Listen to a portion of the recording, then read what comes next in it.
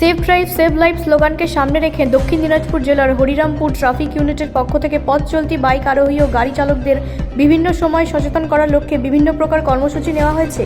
এদিনও এই save drive save life কর্মসূচিকে সামনে রেখে হরিরামপুর ট্রাফিক ইউনিটের পক্ষ থেকে জেলা বুনিয়াদপুর ট্রাফিক পয়েন্টে স্থানীয় কাল কণ্ঠ সাহিত্য পরিষদের সদস্যদের দ্বারা একটি পথনাটিকা অনুষ্ঠিত হয়।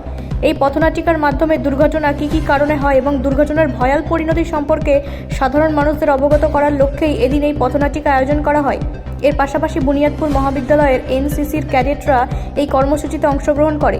ট্রাফিক ব্যবস্থা কী করে নিয়ন্ত্রণ হয় সে বিষয় নিয়েও আলোচনা করা হয় এবং সেই সব এনসিসি ক্যাডেটদের কিছুক্ষণের জন্য বুনিয়াদপুর চৌপতি মোড়ে ট্রাফিক নিয়ন্ত্রণের ভার দেওয়া হয় এবং পাশাপাশি ট্রাফিক ইউনিটের অন্যান্য সদস্যরা তার পাশ থেকে তাদের সাহায্য করে। হেলমেটবিহীন বাইক আরোহী ও সিট বেল্ট ছাড়া গাড়ি চালকদের গোলাপ ফুল দিয়ে সংবর্ধনা জানানো হয়। পাশাপাশি প্রশাসনের তরফ থেকে তাদের কাছে বিশেষভাবে অনুরোধ করা হয় তারা যেন আগামী দিনে বাইক চালানোর সময় মাথায় হেলমেট ও গাড়ি চালানোর সময় সিট বেল্ট অবশ্যই ব্যবহার করেন।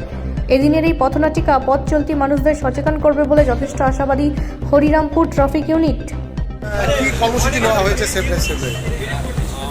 1 জুলাই থেকে 8 জুলাই প্রতি বছর 2016 সালের পর থেকে প্রতি বছর এটা পথ নিরাপত্তা সপ্তাহ হিসেবে পালিত হয়।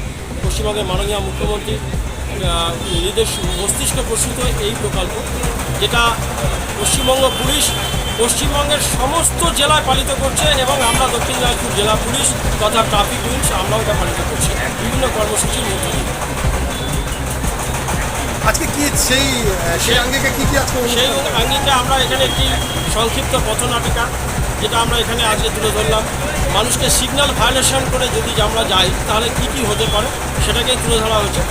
আর আজকে বুনিয়াদপুর কলেজের এনসিসি বয়েজ এবং গার্লস তারা আজকে ট্রাফিক সিস্টেমটাকে তারা নিজেরা পরিচালনা করছে অবশ্যই আমাদের সহায়তায়, এবং যে সমস্ত মানুষ উইদাউট হেলমেটে যাচ্ছে বা সিগন্যাল ভায়োলেশন করছে তাদের হাতে গোলাপ ফুল তুলে সামান্যতম লজ্জা যাতে তারা পায়, আগামী দিনে হেলমেটটি যাতে পরে সেই কাজটাই তারা করছে।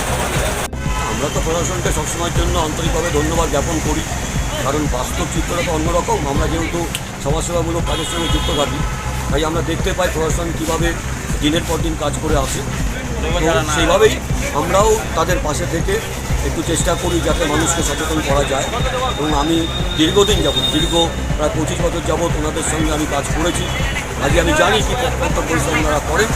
এবার আমরা আমাদের মতো ওনাদেরকে সহযোগিতা করি এই কারণের জন্য, কারণ লোকাল একটা স্ট্রেন দরকার তাদেরকে সহযোগিতা করার জন্য। সেইটুকুই আমরা ওনাদের পাশে থাকি এবং মানুষকে সচেতন থাকি।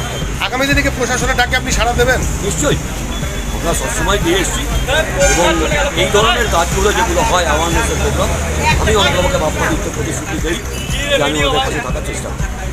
ব্যুরো রিপোর্ট, রাষ্ট্রীয় প্রসার বাংলা। আমরা ছোট্ট একটা পথনাটিকার মধ্যে দিয়ে আপনাদের দেখালাম যখন আপনারা রেল সেন্টার হয়ে রয়েছে। এই রেল সেন্টারের পরেও